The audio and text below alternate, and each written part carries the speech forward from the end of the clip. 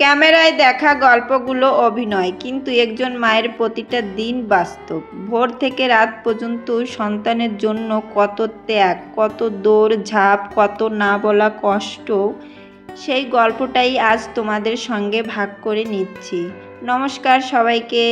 তোমরা সবাই কেমন আছো? আশা করি তোমরা সবাই খুব ভালো আছো। আমার এই ছোট্ট পরিবারে তোমাদের সবাইকে অনেক অনেক ভালোবাসা ও অভিনন্দন। দেখো, ঘুম থেকে উঠেই প্রথমে মেয়েকে একটু কোলে নিলাম, কারণ ও ঘুম থেকে উঠেছে। এইদিকে দেখো, আমরা আজকে একটু দেরি করেই ঘুম থেকে উঠেছি, কারণ কি আজকে ছিল সানডে। তাই আগের দিন ঠিক করে রেখেছিলাম চিকেন করব, তাই ওর বাবাকে ঘুম থেকে উঠেই বাজারে পাঠিয়ে দিয়েছিলাম চিকেনটা আনতে। আর এইদিকে আমি ওর বাবা চিকেন আনার আগেই আমি সব কিছু গুছিয়ে রেখেছি, আলুগুলো কেটে মশলা। এখন শুধু চিকেনটা রান্না করতে হবে, তাই ওর বাবাকেই বললাম রান্না করতে। কারণ কি বলতো, আমি যদি রান্না করি অন্য কাজগুলো থেকে যাবে। এদিকে আমি ঘরটা মুছে নিচ্ছি, তারপর স্নান করতে যাব। অন্যদিকে মেয়েদের আগেই বলেছিলাম স্নান করে নে, তাই ওরা স্নান করে নিয়েছে। এখন ওরা পুজোটা করে নেবে। আর এদিকে আমার ঘরটা পুরো মোছা হয়ে গিয়েছে, এখন আমি স্নান করে নেব।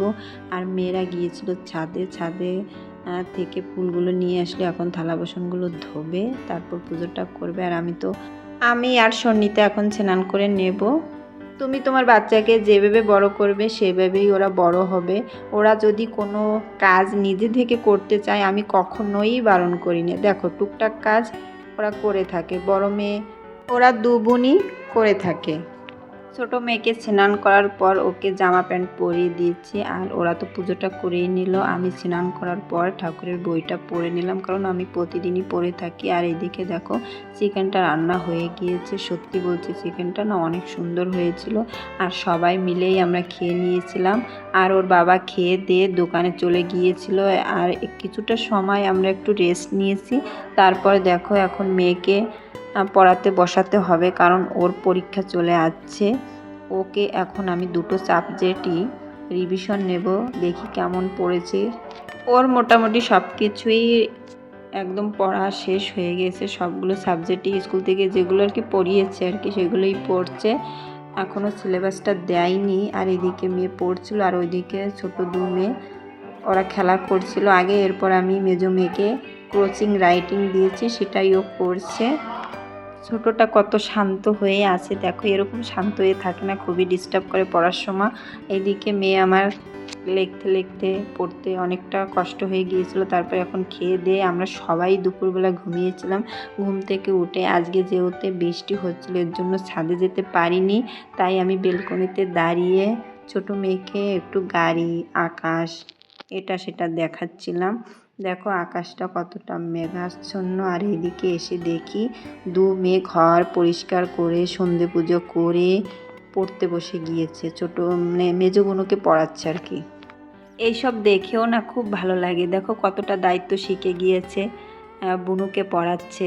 মাঝে মাঝে ঝামেলাও করে, ঠিক আছে। তখন আমি বলি আচ্ছা তোর পড়াতে হবে না, আমিই পড়াবো। তারপর আমি বলেছিলাম রুটি করব, কারণ অনেকটাই মাংস ছিল।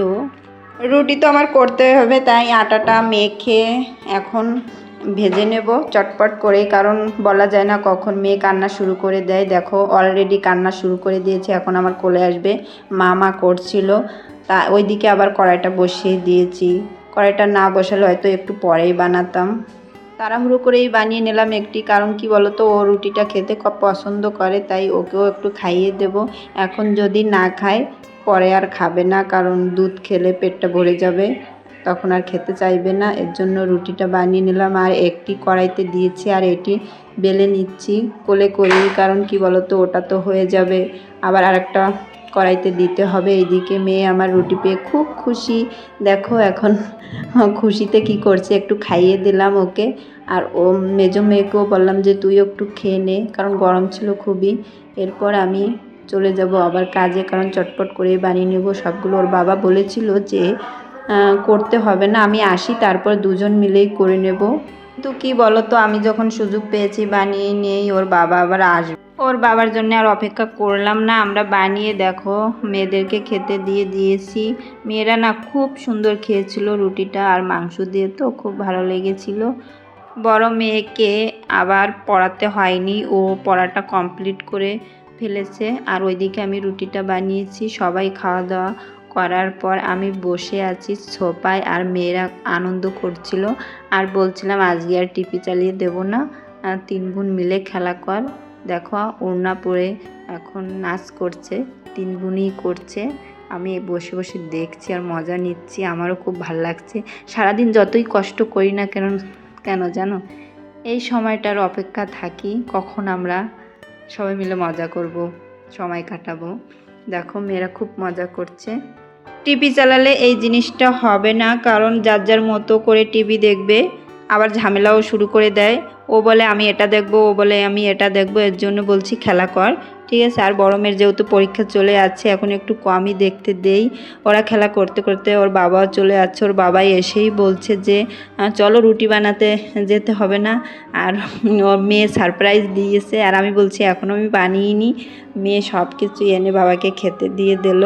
3 মেয়ে বসে আছে বাবার চারপাশে, আর বাবা এখন খেয়ে নেবে। আমার সারা দিনের গল্পটা তোমাদের সঙ্গে শেয়ার করলাম মেয়েদের নিয়ে। তোমাদের কেমন লাগলো অবশ্যই কমেন্ট করে জানাবে। সবাই খুব ভালো থেকো, আবার দেখা